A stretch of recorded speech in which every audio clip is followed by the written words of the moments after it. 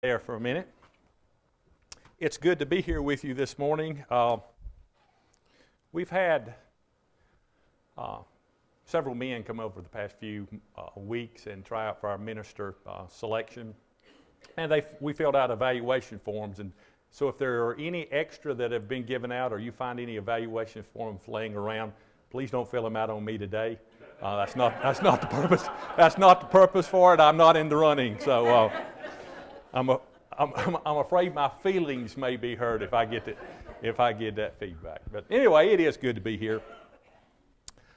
A few months ago, Bill McKelvey and I went to Ethiopia, and I went all over that country in Africa talking about the Apostle Peter. Mainly from Matthew 17, the story of the Mount of Transfiguration, where Jesus chose three of those closest to him, this inner circle, Peter, James, and John. And he took them with him to this special event. And I really emphasized the closeness that took place there. And like Chuck talked about this morning, this characteristic of Peter, where at times he had great strength, and then at times there was great weakness and failure with him. But I really emphasized that and really promoted this little inner circle of Jesus that he chose. Those three men were really close to him, and through this event that happened. And after I started thinking about it, I completely glossed over, or it didn't register with me, there were two other men present at the Mount of Transfiguration, Moses and Elijah. And for some reason, that didn't register with me. And I really promoted this aspect of Peter's life, in that we can learn something about our spiritual life by studying Peter's walk with Christ. Well, I want to start looking at Elijah. And who is this man, Elijah? James tells us in James 5:17 that he was a man just like us. In other words, there was nothing supernatural about Elijah. And that through his prayer, that by praying, it did not rain on earth for 3.5 years. We also know Elijah in 1 Kings, around verse 17 and 18, that he prophesied that it wouldn't rain, and it didn't. We also know that he raised the widow's son. If you remember, he was sent to, or he went and was fed by a widow that he met, and her son passed away while he was there. And she tended to blame Elijah, and he stretched his body out over the dead child 3 times and cried out to God, and life came back to the child. Elijah called down fire from heaven. If you remember, he built an altar and was forcing the Israelites people to make a choice between serving God and serving Baal. And he drenched the altar with water, had them drench the altar with water, and called down fire from heaven. So I think it's said that Elijah not only was a man of prayer, but Elijah was also a man of great faith. And that's what I want to talk about today, faith. Faith is that Christian characteristic that we all want, that all Christians strive to have, a deeper faith. And we can't have deep faith without facing adversity and without relying on God. Most of you know, and you've heard me say that in the past, I've always wanted to be athletic, and I've never been terribly athletic. But I worked out in a boxing gym for a while. Now, I was not a boxer. I just worked out at the gym. But there were some really good boxers there. We had one man that had actually defeated Evander Holyfield as an amateur in Atlanta. And Evander Holyfield became the heavyweight champion of the world. A guy named Dean Moore fought him as an amateur and beat him. Said he later saw Evander and he wouldn't even talk to him. We had one that fought Thomas Hitman Hearns. He was I guess a boxer, a light heavyweight or a middleweight that was really popular and really successful in the 80s and 90s. And then there was a guy named Alan Prescott. Now, Alan was a whole lot like me. He got into boxing late in life. He was just a big, slow heavyweight. But Alan told me one time, he said, I've always wanted to be a professional boxer or professional athlete. So he had 2 or 3 amateur fights at about 27, 28 years old in South Carolina, and then he turned professional. Ended up with having 8 or 9 professional fights and probably won half of them. He went to Virginia, Pennsylvania, fought some guys that were real contenders coming up. And one of the conversations, the reason I'm mentioning him, one of the conversations I had with him one time, we were standing around the gym, and he said, you know, sometimes being known as the fighter that can take a punch is not always a good thing. In order to be known as a fighter that can take a punch, that means you have to have taken a whole lot of them. Well, that's kind of the way it is with faith. In order to be known as a people of faith or as a person of faith, that means you have had to have gone through trials and difficulties in life. Faith is hammered out on the anvil of difficult times. It's not acquired during comfort and a life of ease. It's acquired during times of trial and difficulty. And I think we can learn some things by looking at Elijah's life and how God prepared him for a life of faith. Faith is not limited to those of certain social position or of great wealth, those that come from graduate from certain schools, or those of the greatest intelligence, or that come from the right family. If you want to turn in your Bibles to 1 Kings, chapter 17, and we'll read the first 7 verses there in just a minute. But one of the first things we learn about Elijah is that he basically came from nowhere, the region Tishba. He was a Tishbite. And historians and archaeologists tell us they're not sure of the exact location, but it would have been an area, a small area east of the Jordan River. And the people there were kind of a common average people. No one there of any great notoriety. It's kind of like being from Polk County, and I can say that I'm from Polk County. I wish Jacob was here. He would understand that. But people from Tishba were not known as terribly influential people. And that was our man Elijah. 1 Kings chapter 17, verse 1. Now Elijah the Tishbite from Tishba in Gilead said to Ahab, and wait a minute, let me stop here and kind of set the stage for a minute.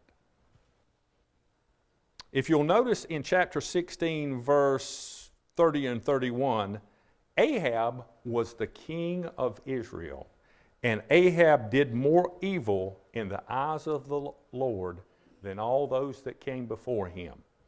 Elijah and his wife Jezebel, if not introduced, at least promoted Baal worship among the Israelites. And it really advanced during Ahab's reign. So Ahab was very evil and did a lot of evil things during his reign. We'll continue reading. And it said to Ahab, as the Lord, the God of Israel lives, whom I serve, there will be neither dew nor rain in the next few years except at my word. Then the word of the Lord came to Elijah. Leave here, turn eastward, and hide in the Kerith ravine east of the Jordan. You will drink from the brook, and I have ordered the ravens to feed you there. So he did what the Lord had told him. He went to the Kerith ravine east of the Jordan and stayed there.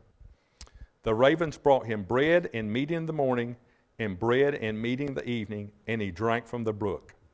Sometime later the brook dried up because there had been no rain in the land. God was preparing, to start with, Elijah's first prophecy, the first time we come in contact with Elijah, it doesn't sound like much more than a weather forecast. It's not going to rain until I say so.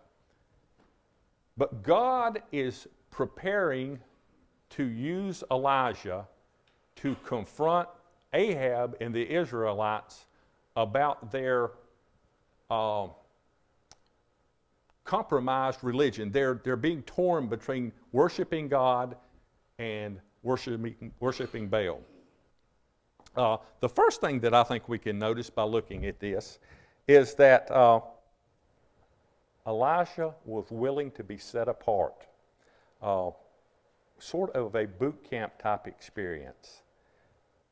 And I think he was separated, and sometimes in our life, when those changes have to occur deep within us, we have to be willing to be separated from those that surround us for those changes to occur deep within us. I know Carlos mentioned a few weeks ago about this sanding down of Christians. And I was thinking about that coming up the road this morning, and I don't know, Carlos was talking more about relationships with one Christian and the other, kind of knocking off the rough edges.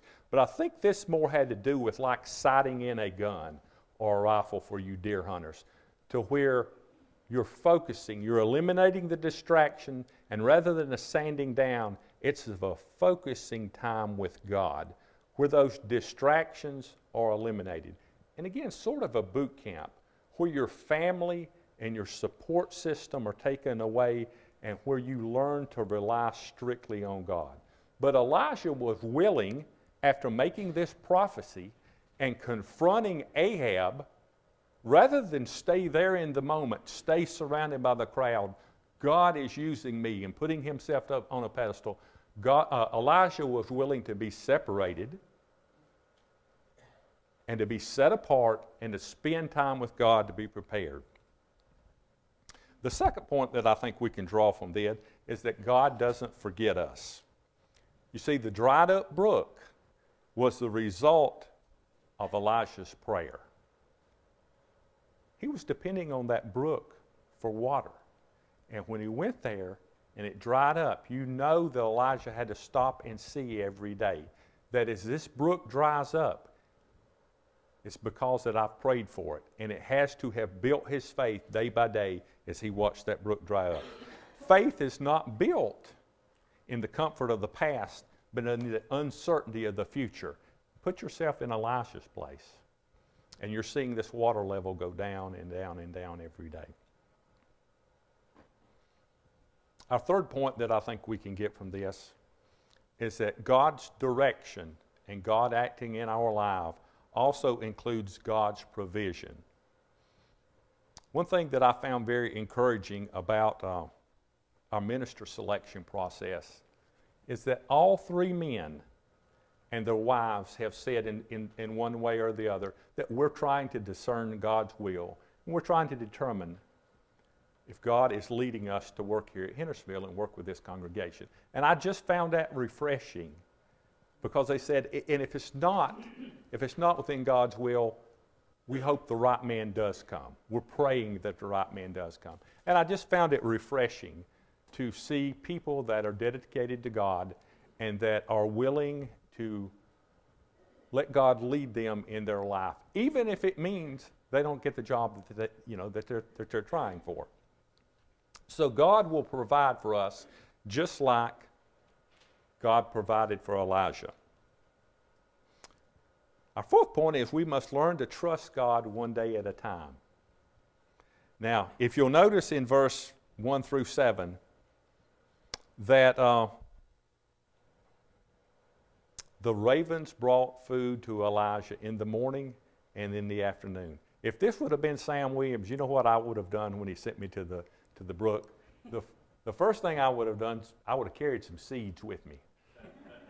Because when I got there, immediately I would have planted a garden, started making plans to store up my own food, probably gathered stones and rocks and built some type of holding pond to drain the water off, because I believe the drought's coming. And I'd have had an irrigation system designed to water the garden, and probably maybe have killed some of the ravens when they came to eat them. Because I would have relied on my strength and I would have worried about tomorrow. Last night I was reading over this verse, and again something jumped out at me that I had noticed, but it just didn't register with me, I guess. Verse 6, the ravens brought him bread and meat in the morning and bread and meat in the evening, and he drank from the brook. They just brought him enough for that one meal. The ravens didn't bring him bread and meat in the morning and enough to last throughout the day. He depended on them in the morning, and he depended on them in the afternoon.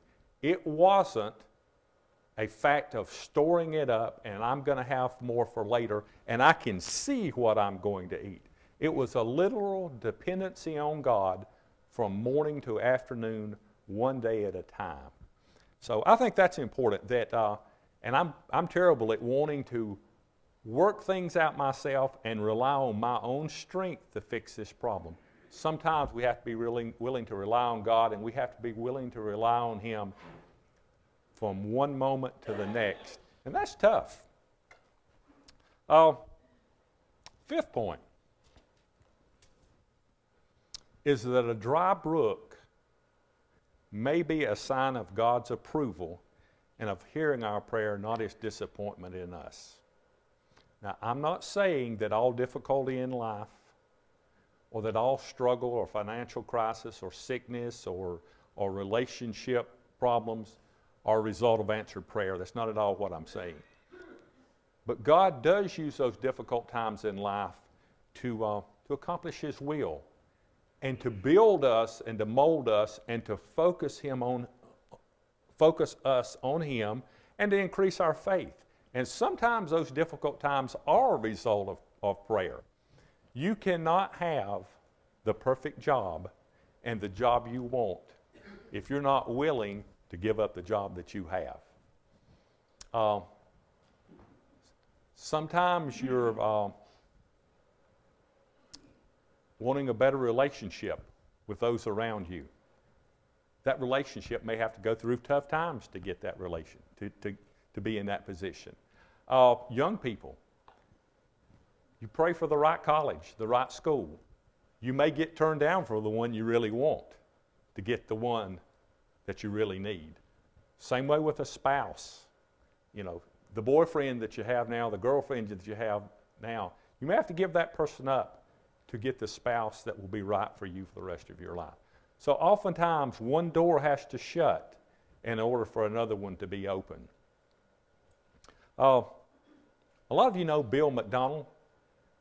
As a missionary, he's spoken here before, and he's in Cambodia. I think Lloyd and Will Tucker went and visited with him several years ago in Cambodia. And he works in Myanmar, Burma. And he's going through some health problems. And he posted on Facebook a few weeks ago that in order to get where you want to go, you have to be willing to leave where you're at. And just think about that for a moment. If Elijah, after prophesying to the nation of Israel and being led to the brook where he was fed by the ravens, and the brook dried up, he didn't stay there. When the brook dried up, he used that as an opportunity to move on and to continue serving God. And our sixth point, in closing, is answered prayer will sometimes be small. Look at chapter 18, verses around 43. And again, I'll set some background for this. Elijah had prophesied the drought. He had been instrumental in the raising of the widow's son. He had called down fire from heaven.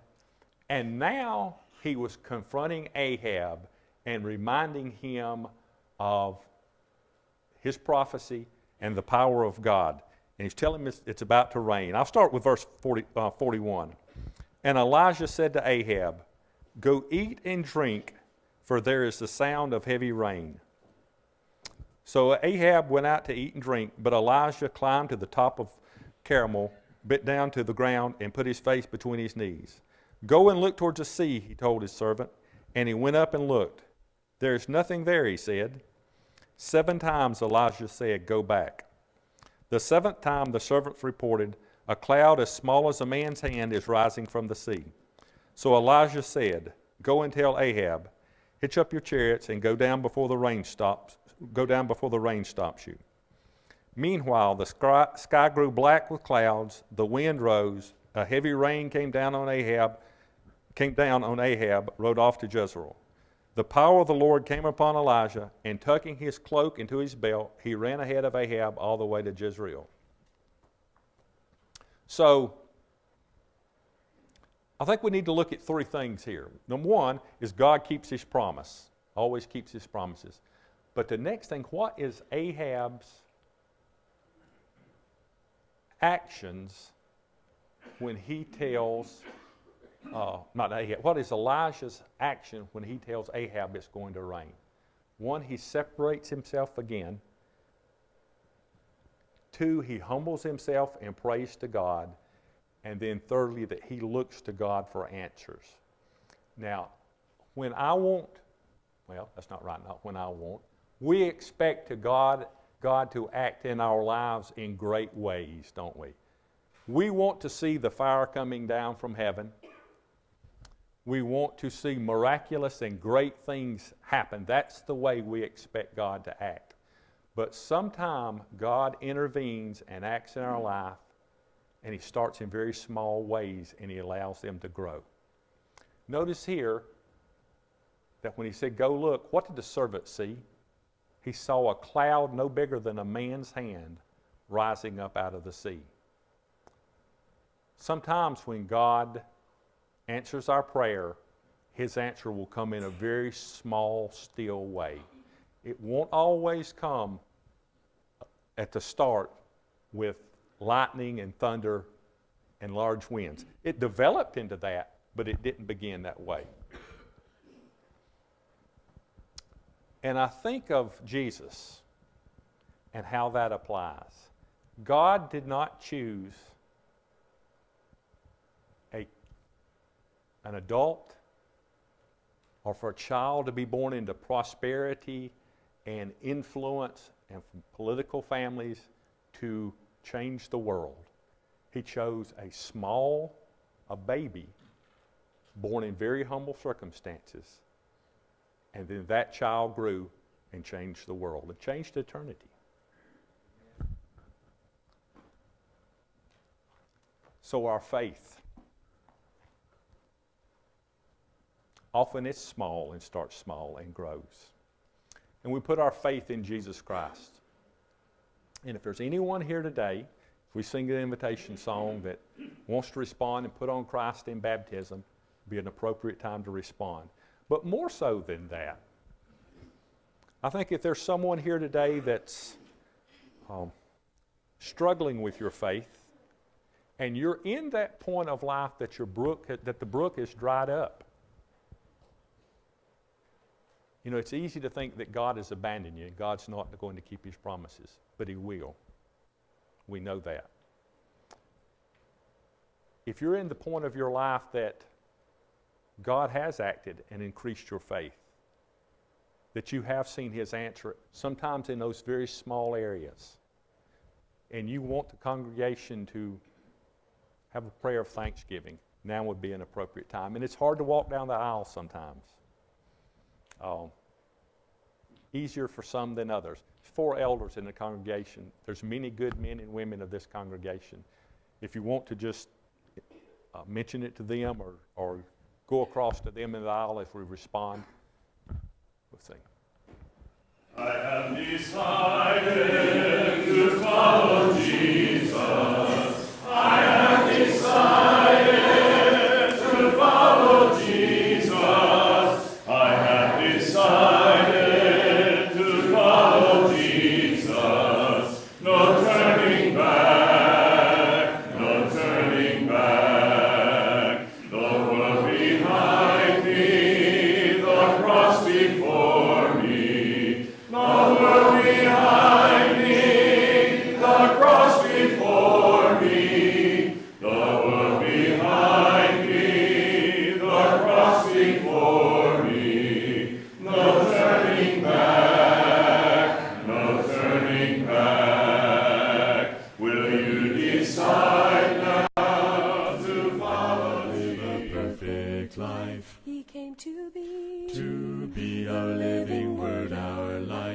He came to die so we'd be reconciled. He came to rise, to show his power and might, and that's why we praise him. That's why he came to live. Why we offer him our everything. That's why we bow.